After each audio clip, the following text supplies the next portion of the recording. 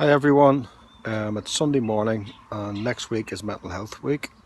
So I'm going to spend a few moments today going through a few things that I think are helpful when it comes to mental health. These are just my opinions. It's what works for me doesn't necessarily work for everybody else. I always think when you're looking at positives, it's first good to reflect on some of the negatives. So I thought I'd give you a few things that have a negative impact on my general well-being. First one is probably emails. Having loads of things in my inbox, reminding me I've got stuff to do. Puts me under a lot of stress. Going to bed too late, or even worse, getting up late, because I always think I've missed the best part of the day when it's light.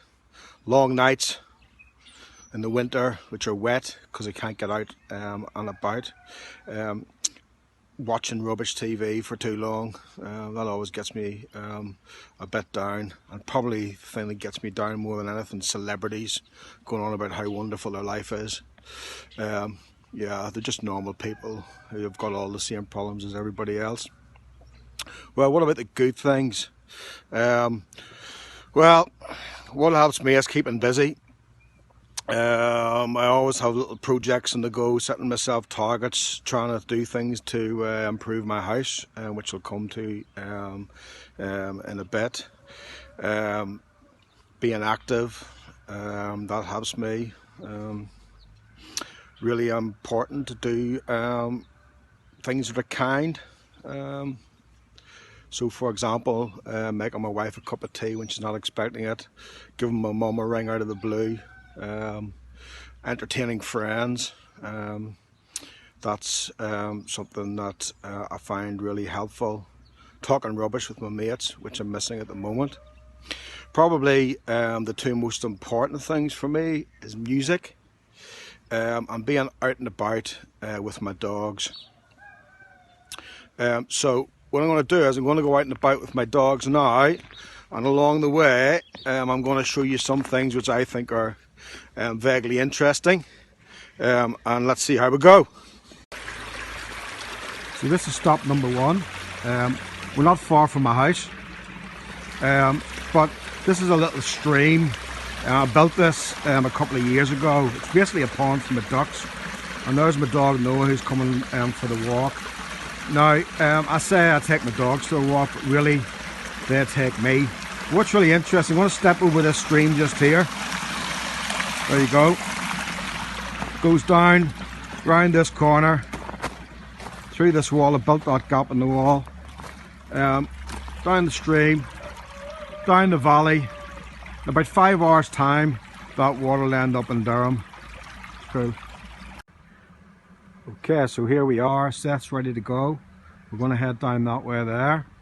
I just need to find Noah. Noah, where you at? I've got my walking stick ready. Here we go. Seth's away. Anyone seen Noah? Oh, there he is. Okay, so we're off for a walk. I'm going to stick my music on. Unfortunately, can't do that while I'm videoing. If I get a dance tune, it's going to be from Mr. Chivers from our pastoral playlist. So I look forward to that. I'll see you in a few minutes. Okay, so we're about 800 yards from my house. We've reached the Rookup Burn. This flows from Rookup, which is up there somewhere. About 1.5 miles downstream, the Rookup Burn runs into the River Wear at Eastgate. Now, the reason I wanted to show you this bit is because, number one, I love that tree. It's my favourite tree in the world. Standing there and pretty much in its own. And this stream here was the same stream that we just stepped over at my house. Okay, so the water's now flowing down from my house into the Rookup Burn, into the Wear. Eventually, in about 20 minutes, it'll reach the Wear, and 5 hours later, it'll land in Durham, near you, probably where most of you live. Okay, so as you can see, there's been a bit of snow, and my dogs love the snow. Love to have them run around. I thought I'd show you this part of the river because it's like a geography teacher's dream. There's been lots of erosion to this side of the bank when the water's been high after snowfall or when it's rained a lot. And the far side of the bank is kind of moving towards us. I don't know what that's called. It's been like 35 years since I did geography. But big parts of this bank have fallen away into the river, broken down. So I have to be really careful where I walk, so I'll stop right now. So we've reached my favourite part of the Weardale Burn, this waterfall. I think there's something very soothing about flowing water, especially fast flowing water. This actually isn't very violent at the moment because there hasn't been any rain for the last 2 days. But I love this part of the river so much, I got a local artist to come and paint it and to put in my house as a birthday present. Mr. Lovin will tell you that salmon come up the weir to spawn, but they can't get this far up the Weardale Burn because of this waterfall and one further down in Eastgate, which is actually even bigger, and they can't get past. I don't know if you can see this, but one of the real treats going in this walk, particularly this in this glade here, is you often come across some wild deer, and there's just one going past now up on the hilltop. Do you see it?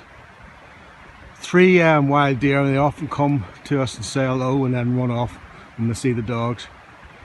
When we're out in our walk, we often come across, look out for the big 5, #1 sheep. They're not hard to find in Weardale.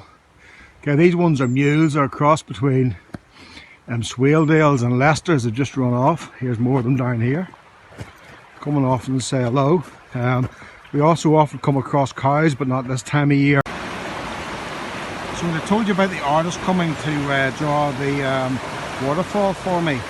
He actually didn't understand my instructions. He landed at this waterfall instead, and he drew me a picture of this, which I absolutely love. In fact, I prefer to the other picture he would have drawn. The tree there that's lying across the river, that fell down a couple of weeks ago, so that wasn't actually here at the time. So we've crossed the river and we're now on the Weardale Way, which is the main walk in Weardale. Now we're coming into like an ancient wood, and I can hear a buzzard overhead but can't see it. And some of the trees, some of the birds in the trees are a bit unsettled, which is often a sign of buzzards around, so bird of prey. It's like an ancient woodland. You can almost hear the trees. I've got a story to tell. The funny thing about this being the main walk in Weardale, I've been walking this for 13 years and I can count in one hand the number of people I've seen. Maybe that's one of the reasons I love it so much. So this is the part of the walk I have most difficulty getting my head around. See on the far side those very regularly shaped rocks, and then it falls away in a very narrow channel. This is an area of the river that was built by the Romans, a bathing area. The Romans over 2,000 years ago. Near Weardale, Weardale, as we know, has got loads of lead mining heritage, and of course the Romans were big fans of lead. They used it for everything, so perhaps that's why they were based here. I can't quite get my head around that they actually put those rocks in place or cut them out. I'm afraid I'm not a very good historian, so I don't know the exact fact. So a Roman built channel just opposite my house. What's that all about? This area is very eerie. You can see just there is like some sort of mine works. Maybe there was a big wheel there. There's the workings for that. There's a house, quite a few houses. People used to live and work here in the 19th century, late 19th century. Because as I said before, Weardale was a massive, probably the biggest lead mining place in the country. And there's evidence of lead mining stuff all over the place. If you ever get a chance, Killop Lead Mining Museum around here is really worth a visit. We can actually go inside a mine and see what it used to be like living under those conditions. This is a very peaceful part of the walk. Quite away from the roads, you hardly ever hear any traffic. All you can hear is the sound of the river flowing down towards Eastgate. And there's a nice little glade in there. We often stop and sit and maybe have something to eat and a biscuit. But sometimes there's cows in there, and Noah's not wild killing cows, so there's cows around. We'll have to run on through. Just up ahead, I think there's a buzzard, so we'll see if we can catch it. Okay, so I've been walking past this collection of rubble for the last 13 years, and I found out recently that it's actually an old lead mine, and people used to go there to work, which is why there's a bridge just up ahead. And I'm wondering how many things you walk past when you're out walking. You don't know actually what went on in those areas. There might be things that are worth finding out. There's caves down there, and that's why it's been blocked up now, because it's not particularly safe to visit. So rubble's been filled into the tunnel so nobody can get in. So I'm now crossing the Rook Burn, and in fact I'm standing right over the top of the Rook Burn on this bridge, which is, I guess, in place to help keep the Weardale way intact. But I'm guessing in the past there's always been a bridge here to help people get to that mine we looked at earlier.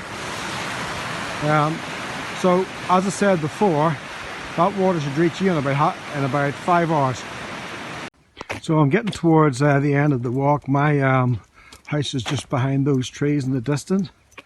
But this always gives me a lift, this part of the walk, walking down the road towards Eastgate.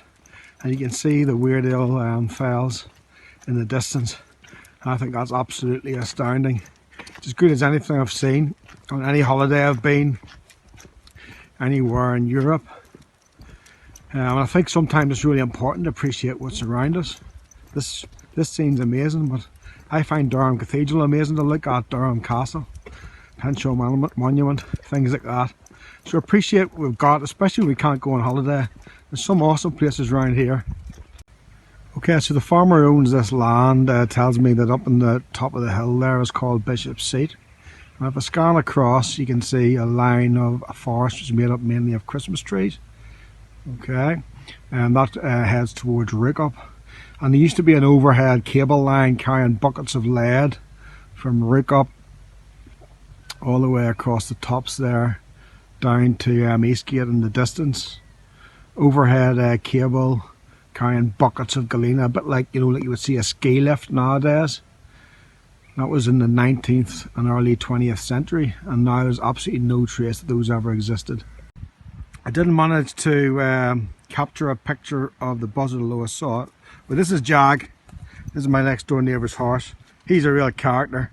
He follows about in the walks when he can. Earlier I told you I like to give myself challenges and projects to do. This is my Lockdown 2 challenge. It's to dig a pipe into the house, along here into the garage, and then through into the lounge to connect up to our septic tank. Is that what I'm doing there, Seth?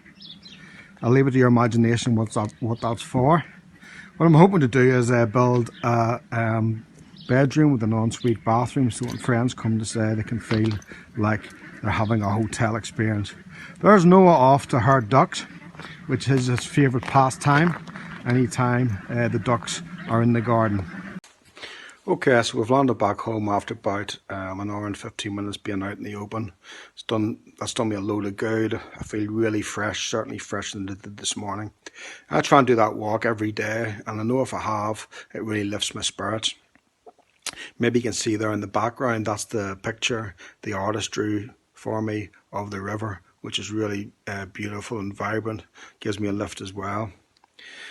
So maybe you found the video today informative. I hope you did, and hopefully before long we'll be back at school all together again.